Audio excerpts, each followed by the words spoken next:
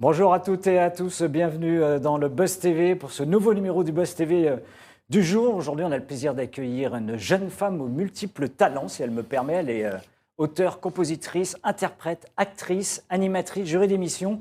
J'en passe des bonnes et des meilleures. Mais pas cuisinière. Elle est aussi mannequin. Elle s'invite dans le cœur des Français. Je rappelle, c'est il y a près de 10 ans déjà. À un moment, elle a remporté la 3e saison déjà de Star Academy, qui est aujourd'hui toujours revenue sur TF1. Et si elle vient nous rendre visite ce matin sur ce plateau, c'est parce qu'elle figure au casting d'une série haletante, mais également incroyablement angoissante. Élodie Frégé, bonjour. Bonjour. Bienvenue dans le Buzz Télé, L'homme de nos vies. Oui. C'est le titre de la mini-série que M6 démarre demain soir, ce jeudi 24 novembre, en prime time à 21h10. Une fiction dans laquelle vous endossez le costume d'Iris, une chanteuse, c'est bizarre. Étrange. Très, très respectée, qui va tomber sous le charme d'un homme, tout comme 4 autres femmes. Qui est ce bourreau des cœurs, si on peut l'appeler ainsi, campé par Jonathan Zakaï dans cette série? C'est une bonne question. Qui il est, c'est même la meilleure question. Parce qu'en fait, il est des tas d'hommes qu'il invente avec beaucoup de détails. C'est quelqu'un qui sait changer de visage, de voix, de personnalité, d'accent, de vie, de passé, qui s'adapte à chacune des femmes qu'il va choisir en allant justement fouiller dans son passé, dans ses blessures, dans ses fragilités, pour pouvoir s'en servir contre elle et la dépouiller.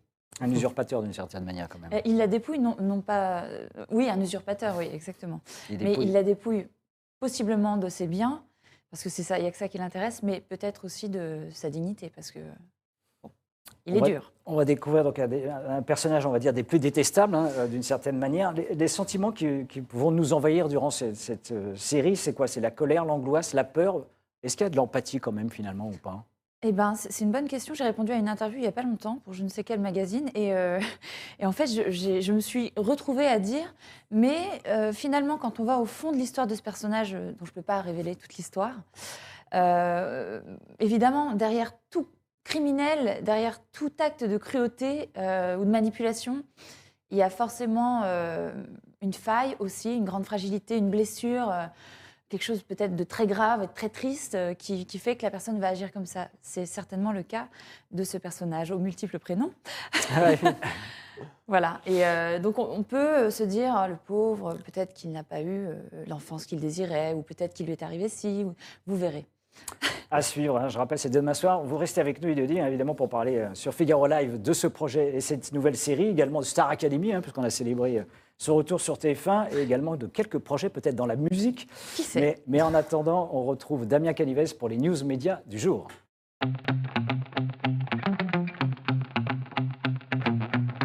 Bonjour Damien. Bonjour Philippe, bonjour Élodie. Bonjour. On démarre, Élodie, il y a ces infos médias avec la petite passe d'armes. Je ne sais pas si vous l'avez suivi, entre Alexia Laroche-Joubert et Sylvie Tellier. Tout ça, c'est les Miss France. Et oui. Je n'ai pas suivi. Moi, je vais tout vous raconter, je suis là pour ça, Élodie.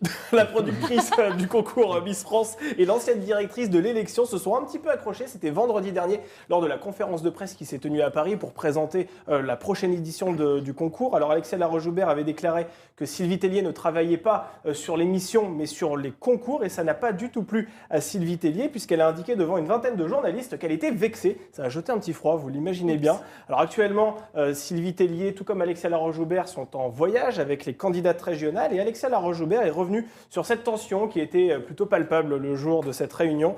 J'ai été un peu attristé, car tout cela est révélateur du fait que Sylvie Tellier a probablement sous-estimé la difficulté à quitter le paquebot.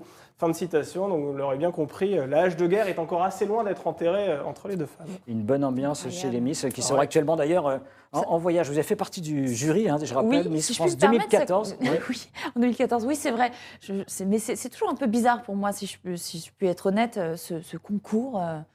Pourquoi? C'est très étrange, en fait, quand même, de mettre des femmes sur un plateau et de dire, tiens, alors elle, c'est la plus belle, elle, c'est celle qui parle le mieux, celle qui a les plus grands yeux. Je sais pas. Pourtant, vous avez été membre du jury, Élodie. Oui, écoutez, j'avais envie de m'amuser ce jour-là. J'étais dans une période un peu faste. Je me suis dit, tiens, et si j'allais Puis il y avait mon pote Garou qui était là et Sylvie Vartan, si je me souviens bien. On avait beaucoup rigolé. Nathalie Marquet et Jean-Pierre Pernaut aussi. Exactement, ouais, on avait beaucoup ri. Et donc, je regrette absolument pas. Mais sur le moment, je me disais, quand même, je ne vais pas juger quelqu'un sur la taille de ses pieds, quoi, quand même. Et donc, ça m'a toujours paru un peu un concours À double tranchant, justement. Donc, quand même un test de à voir ce culture que va en générale. faire Alexia, que je salue d'ailleurs, que je connais bien. Et on rappelle à l'époque, c'est l'élection de Flora Coquerel. Hein. Allez, on poursuit ces informations médias exactement. avec une fiction sur, également pour M6 encore, Ouais. hein, un espion russe qui sera prochainement diffusé sur la petite chaîne qui monte. Oui, M6, absolument, qui est déjà bien monté. Bah, alors la date n'a pas encore été dévoilée, hein, Philippe, mais ce qui est certain, c'est que M6 va en effet proposer à son public une série en 4 épisodes sur Alexandre Litvinenko. Alors Alexandre Litvinenko, c'est un ancien cadre du FSB qui a été empoisonné il y a 16 ans maintenant au polonium 210, c'est ça, alors qu'il se trouvait à Londres. Cet espion russe est devenu, à partir de 1998, un opposant au régime de Vladimir Poutine, à tel point même qu'il collaborait avec le MI6, hein, vous savez, c'est ce service secret britannique. Cette sombre affaire sera portée notamment par David Tennant, David Tennant qui est le héros de Doctor Who, vous savez, la série à la télévision, et il interprétera donc le rôle du personnage principal, à savoir Alexandre Litvinenko. M6 investit beaucoup l'univers de la fiction et des séries, d'ailleurs avec plutôt on va dire des réalisations de bonne facture. Pourtant, on voit souvent c'est assez difficile en termes d'audience. Comment on peut expliquer cette difficulté parfois que M6, je sais pas, vous regardez M6 tout le temps? Alors ça, Non. je ne sais pas du tout. C'est vrai que je travaille beaucoup avec M6. Je travaille beaucoup en général, mais avec qui, justement, j'étais venue vous voir pour un flirt, une danse, c'était bien M6? Ah non, ça Non. c'était France 2. Ouais, c'était France 2. C'était le service public. À 4 chaînes près, ça va. Non, mais c'est vrai, au moins les C'est chiffres, vrai, il y a vous longtemps, savez, c'était en je les vais dans février tous les dernier. sens. Oui, et puis bon, avec les replays. Je sais pas. Non, mais c'est vrai, je sais jamais. Non, mais j'avoue que je regarde pas du tout la télé. Je sais que les gens ne vont retenir que ça. Allez-y, allez, Mais non, vous inquiétez pourrissez-moi, pas. Mais pourrissez-moi. vous regardez peut-être Netflix à défaut de regarder la télé. Je regarde beaucoup de choses, en effet, sur des plateformes. Mais c'est difficile pour moi de trouver des films qui me plaisent, en fait. Ma plateforme préférée, finalement, attention, je vais me faire taper sur les doigts, c'est une plateforme qui s'appelle Mubi, M-U-B-I, et il y a beaucoup de films anciens. Moi, je suis très fan des films de la Nouvelle Vague, par exemple, des films en noir et blanc, du cinéma hollywoodien des années 50. Donc, bon. Mais M6 m'a donné la chance de jouer une chanteuse dans une superbe série. Et je ne peux que les en remercier et me dire que finalement, le public d'M6 a la chance de voir cette série. Et demain soir, on le répète, en prime time, on termine ces informations médias avec un chiffre du jour, c'est 12,5. Vous avez une idée 12,5. C'est en millions. Le nombre de supporters qui ont applaudi la victoire de l'équipe de France face à l'Australie hier. TF1 retransmettait en direct la première rencontre des Bleus face à cette équipe dans le cadre de la Coupe du Monde de football au Qatar. Et sans surprise, c'est la meilleure audience de l'année, toutes chaînes confondues. Le mondial du Qatar, Bah oui. alors, il y a eu pas mal de polémiques autour de ce mondial. Est-ce que vous suivez cette compétition? Est-ce que vous êtes une fan de foot? Alors, mon chat a regardé hier. Il a vraiment insisté pour Votre chat a regarder. regardé, Mon chat a regardé. Vraiment, j'ai une photo, je pourrais vous la montrer tout à l'heure. On vous croit sur En parole. coulisses. Non, mais j'avoue que si je regarde une compétition, c'est bien celle-là. Après, je regarde peut-être pas tous les matchs du début. Je m'y attache au fur et à mesure. Quand il y a la Au fur et à France. mesure que. Oui. Quand il y a Oui, la France. après, je suis d'origine italienne. Donc, quand la finale, c'était France-Italie, je peux vous dire que j'étais écartelée. Et est-ce que vous avez célébré la victoire des Italiens face à la France J'étais en Italie à ce moment-là. Donc vous avez célébré. Non, c'est la France qui avait gagné à l'époque. Lorsqu'il y avait le coup de boule de Zidane face à Non, Matera. alors oui, je parle d'une autre coupe. Compétition. Non, la France gagnait, j'étais en Italie. Donc j'avais suivi pour les deux pays. L'Italie était partie avant la France. Et puis, je me retrouve dans un espèce de bar. Et là, en fait, tout le monde est là. Non, pas la France. Je ne sais plus contre quel pays c'était. La Croatie, un truc comme ça. Enfin, bon. Et, si c'est en 2018. C'est dire si je m'intéresse au foot, quand même. On aura noté. Et en fait, je me faisais toute petite. Et quand la France a gagné, mais j'ai cru qu'il fallait que je parte en rampant, en me cachant sous le tapis. Les Italiens étaient furax. C'est une guerre qui date depuis ce fameux match. Coup de boule. Ouais. Ah oui. On vous tiendra pas à rigueur. On vous garde quand même sur ce plateau. Merci. Grazie mille. Merci Damien pour ces Avec news. plaisir. Et vous restez évidemment avec nous pour l'interview du Buzz Télé avec Élodie Frégé.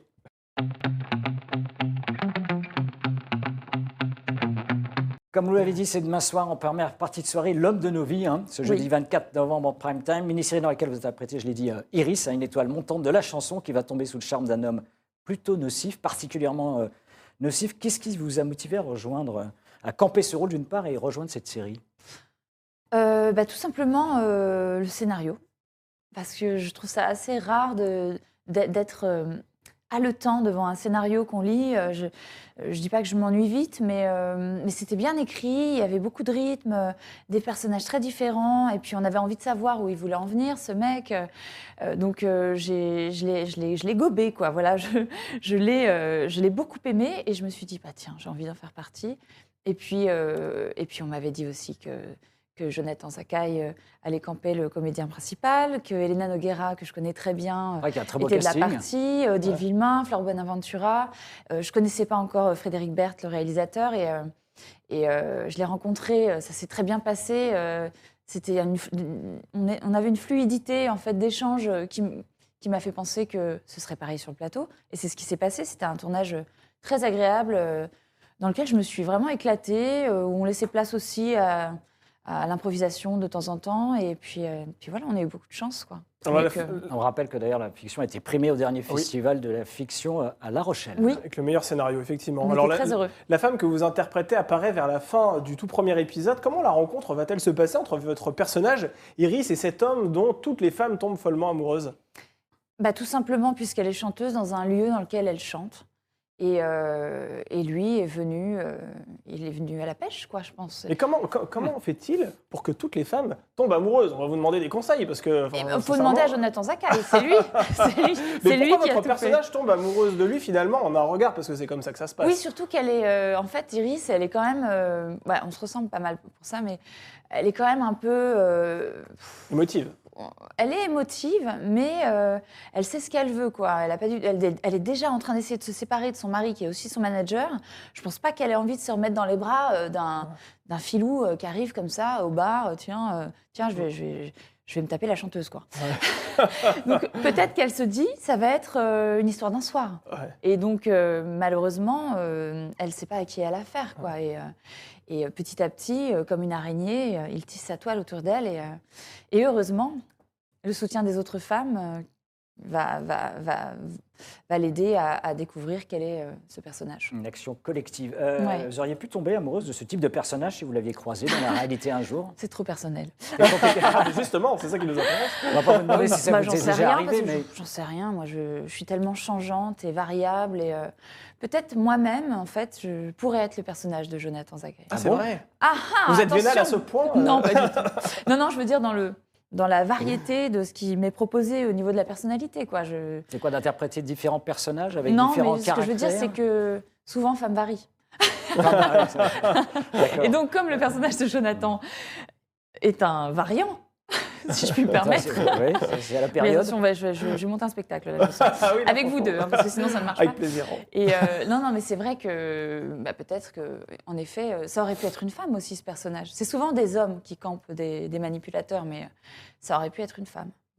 Alors par contre, c'est vrai que la facilité avec laquelle il vire des dizaines et des dizaines de milliers d'euros sur son compte, elle est assez déconcertante quand même. Oui. Je ne sais pas ce que vous en avez pensé, mais en seulement 2 clics, il parvient quand même à virer des dizaines et des dizaines de milliers d'euros, alors que vous savez très bien que sur une application bancaire, il faut à peu près 530 mots de passe pour pouvoir virer ne serait-ce que 10 euros. Est-ce que là, il n'y a pas un petit problème de réalisme quand même, sincèrement? Peut-être qu'on n'avait pas envie de perdre de temps là-dessus et que. On est d'accord. Voilà. Non, parce que là, c'est Le impossible. jeu se situe ailleurs. On va dire Et ça. puis on rappelle surtout, c'est une fiction. Oui, c'est Oui, vrai. c'est ça. vrai. Oui. À titre personnel, Dans la vraie vie, est-ce que vous avez déjà vous-même été victime d'escroquerie? Alors là, en effet, là, c'est le sommet, le summum, on pourrait dire même de l'escroquerie. En tout cas, mon cerveau non. a dû l'effacer parce que je n'en ai pas le souvenir. Non, pas du tout. Et vous avez déjà rencontré un homme aussi maléfique que celui qui est interprété par Jonathan Sakai, quelqu'un à ce point nocif, quoi. Enfin, un homme ou une femme d'ailleurs. Aussi hein, maléfique quelqu'un- ou aussi magnifique? Ah, les deux, mon général. C'est encore une question personnelle, mais Ouais. de toute façon, je pense que ça dépend des deux. Je pense que les deux personnes sont coupables, si je puis dire, de ce genre de maléfice, puisque il suffit qu'il y ait une brèche. Coupable, c'est un bien grand mot, quoi, mais il suffit qu'il y ait une brèche pour que l'autre ait envie de s'y infiltrer et d'y semer le trouble, quoi. Alors que si la personne en face n'est absolument pas saisissable comme ça, telle une victime, l'autre ne peut rien faire. C'est vrai Donc qu'on vous pose cette question qui est, c'est vrai, assez personnelle, Oui. mais on se dit que le personnage de Jonathan Sakai pourrait exister dans la vraie vie, finalement. Est-ce que vous êtes d'accord avec ça? Ou est-ce que moi, je c'est suis un peu trop méfiante, hein. caricatural? Je suis selon vous méfiante, quoi qu'il arrive, je me méfie de tout, et à la fois, je suis très spontanée, donc il ne faut pas regretter de toute façon. Hein, à toutes les femmes qui sont tombées dans des pièges et à tous les hommes qui tomberont dans nos pièges. Ne regrettez pas, hein, il faut vivre. Hein, sinon, on fait quoi? On reste chez soi dans un bocal en verre et puis on attend que ça passe et de mourir, quoi. Donc, il faut vivre. Bon, faut pas regretter d'être tombé dans les pièges. Et vous dites, vous n'êtes pas resté. Ce sera ma réponse. C'est beau, c'est beau. Vous n'êtes pas resté vivre dans un bocal en verre. Hein. Non. On vous a connu, le grand public vous avez découvert en effet avec la musique et la chanson. Vous avez pris goût à la télévision. Est-ce que vous aimeriez qu'on vous y voit davantage encore dans des séries, dans des émissions Dans des séries, j'aimerais Surtout bien. des séries. Parce que j'ai vraiment, ou des téléfilms, je sais pas, mais c'est vrai que j'ai vraiment pris du plaisir encore plus que les autres fois lors du tournage de L'Homme de nos vies. Et donc, oui, pourquoi pas. Et puis là, en plus, j'ai cumulé les plaisirs. J'étais chanteuse, donc j'ai aussi... on a un très bon compositeur qui s'appelle Maxime Lebidois, qui a fait la musique de cette série, et avec qui j'ai eu la chance de composer la chanson phare de la série. Donc, c'est une joie, quoi. Si je pouvais même faire la musique d'une série ou être un personnage auquel on ne s'attend pas dans une série ou un téléfilm, évidemment que je ferais tout pour le faire, parce Et que vous avez c'est une joie. plus de plaisir dans la musique ou finalement en tant que Je prends tous les comédienne? plaisirs. Je prends tous les plaisirs là où ils sont. Ah, moi C'est beau. Non, mais c'est vrai. Non, mais pourquoi s'arrêter à un truc? Ça se trouve, un jour, je vais écrire un livre, d'ailleurs, qui parlera de ça. Je sais pas, du fait de cueillir les fleurs là où elles poussent, quoi. Et pourquoi? Ça, c'est typiquement français, je trouve, de se dire. Bon, bah, elle est chanteuse, attention, elle est chanteuse. Ah, non, elle va jouer la comédie. Non, elle n'a pas le droit, c'est pas possible. Ceci dit, on vous a mis dans un rôle de chanteuse. Oui, c'est vrai. C'est vrai que... Mais j'attends la suite. Les scénaristes et les réalisateurs, j'ai pas une tueuse en série, une empoisonneuse. C'est pas du tout moi. Une empoisonneuse. C'est tellement loin de moi, mais tellement. Alors c'est vrai Allez, que un peu de musique. comme vous l'avez rappelé, Philippe, c'est vrai que le grand public vous a découvert en Un 2003. dentiste, je ne sais pas. Pourquoi pas? Maléfique aussi, c'est ce que vous disiez tout à l'heure. Oui, une arracheuse de dents. Mon Dieu, ça personne ne regardera. Alors c'est vrai que vous avez remporté la 3e saison de Star Academy, hein, pas besoin de le rappeler. Cette année, TF1 a relancé cette émission culte. Oui. Qu'est-ce que vous en avez pensé? Déjà, j'y suis allée Oui. le 5 Vous y avez participé, novembre. oui. J'ai participé. Bon, aussi parce que j'avais un très beau duo à chanter en deuxième partie de soirée. Avec Enola Steffiver. Mais ouais. j'ai eu, ça c'était le premier duo. Ah oui, absolument. Pendant l'émission, avec Enola justement, mise en scène par Yanis Marshall, que je rencontrais pour la première fois et qui est un être haut en couleur, comme on dit. Et Enola, que j'ai beaucoup apprécié, et j'espère que notre duo lui aura porté chance, parce que beaucoup d'émotions, beaucoup de sensualité, malgré le fait j'imagine qu'on lui disait « Ouais, il faut absolument que tu balances absolument la fever, comme Élodie Frégé. » Je ne sais même pas si je balance la fever, quoi. Je fais le truc parce que je m'éclate, en fait, sur scène, que j'ai appris à dompter mon trac un peu, et encore. Et je l'ai trouvée super belle, avec une très belle voix de velours. J'ai beaucoup aimé cette personne, discrète et à la fois l'œil qui frise, de l'humour. Voilà. Après, je regarde pas tellement l'émission, donc je connais pas tellement les autres candidats. Vous n'avez pas un chouchou? Il y en a un qui m'a un peu tapé dans l'œil sur le plateau, qui chantait très bien, qui chantait pour sa maman et sa sœur, je crois. Je ne sais plus ce qu'il chantait, mais c'était très beau. Voilà, c'était une surprise. Et puis un autre qui est assez grand, blond. Ouais. Je peux Comment pas il vous aider s'appelle là. Non, il s'appelle Louis. Ah Louis, Ouais. d'accord. Lui, alors il me semble Qui que est dans les finalistes d'ailleurs. même dans la comédie, je pense qu'il pourrait avoir sa place à prendre parce qu'il a beaucoup d'atouts et il a beaucoup de personnalité. Est-ce que vous êtes Mais je n'ai pas de préféré, évidemment, puisque je ne connais pas ces candidats. Vous restez en contact avec les candidats de la 3e saison à laquelle vous avez participé, Michal ou Sophia Saïdi, ou pas C'est du trop tout? personnel. Encore, mais on ne pose que des questions personnelles. Je reste en contact. On réussit à se retrouver de temps en temps. Celui que je vois le plus, évidemment, c'est Michal. Et encore, je trouve que je ne le vois pas assez. Qui est quand même resté un ami précieux et avec qui je parlais encore ce matin. Et qui vient, j'en profite, tiens, qui vient de sortir un single qui s'appelle génial. Hello, qui est magnifique. Le clip est en noir et blanc et c'est très émotionnel. Et je pense que ça vient du fond de ses tripes. Donc, si vous pouvez l'écouter, Hello Hello. donc de Michal qui vient juste Hello. de sortir dans tous Oui. les bons bacs. Hello, pas Hello comme Elodie, parce que là, ce serait vraiment trop. Ce sera On bel s'est hommage. déjà tellement donné. C'est vous qui lui avez beaucoup donné aussi lors de la finale. Oh, mais il me l'a bien rendu. Il me l'a bien rendu. Vous avez partagé votre pactole, c'est ça à l'époque, c'était ça Pas le pactole, mais plutôt le contrat. Ouais, Ouais. le contrat, ouais, Non, c'est non, ça. ouais. Non, c'est trop compliqué à expliquer. Il y a d'autres émissions qui en parlent. Je l'ai déjà expliqué 12 000 fois. Donc, C'est vrai. mais plutôt que d'avoir un contrat avec une avance pour Oui. une personne, C'est ça. on a fait 2 contrats différents et on a effectivement divisé l'avance en 2. Mais c'était une joie pour moi de ne pas être seule à cette place de vainqueur. Peut-être le syndrome de l'imposteur, je ne sais pas, mais ça nous a permis de faire qui des revient. tas de promos ensemble, de faire des tas de scènes ensemble. Et voilà. Mais oui, je reste en contact avec une grande partie de mes camarades que j'embrasse. Merci Elodie, vous restez encore avec nous quelques instants pour notre dernière rubrique. C'est pas la plus facile, hein, pour le meilleur et pour le pire.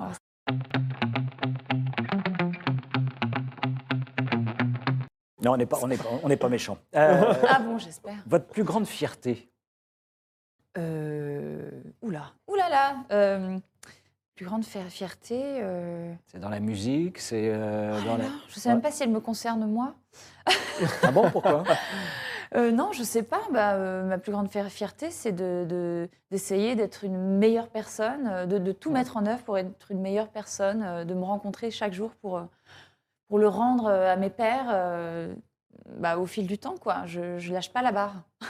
Et à l'inverse, quel est votre plus grand regret, Elodie? Mon plus grand regret, peut-être de ne pas être très très douée pour dire aux gens que j'aime que je les aime en temps et en heure, et d'avoir laissé des gens partir sans avoir pu leur montrer que je tenais à eux. Ouais, c'est beau. C'est bien dit. Vous êtes pudique dans l'émotion, en fait, c'est ça? Pardon. Vous êtes pudique dans l'émotion, c'est ça? Oui, surtout avec les gens de ma famille.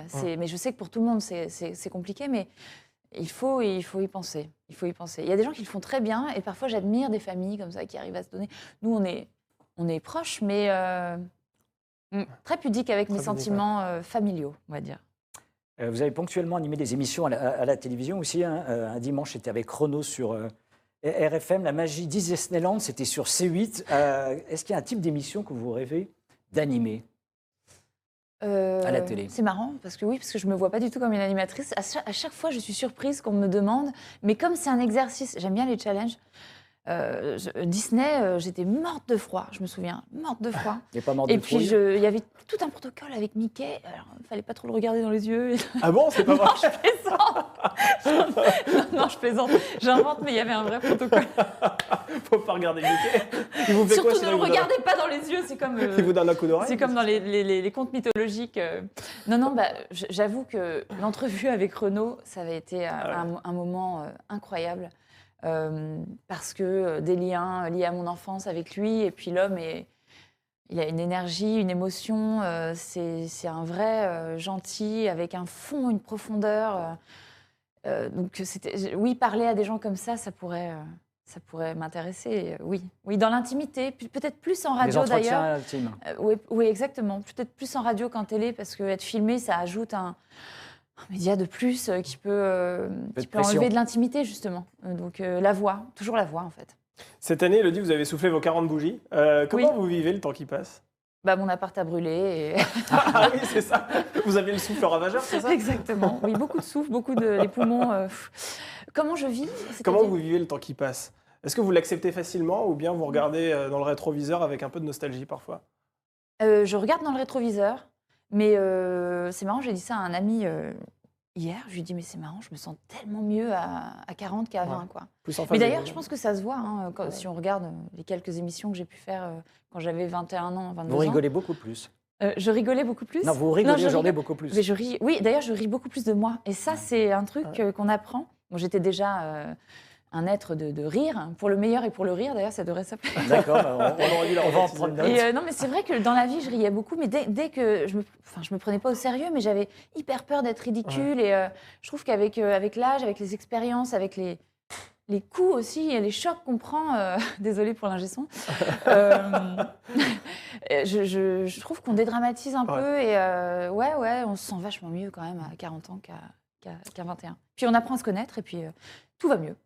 Et connaître aussi les autres, vous avez croisé sur votre route les plus grands, on peut dire d'une certaine manière. Nico Saligas, Star Academy évidemment, Nagui dans The Artist, l'émission qu'il avait lancée, Joey Star dans Nouvelle Star et la main du mal. La personnalité qui vous avez le plus de plaisir à travailler?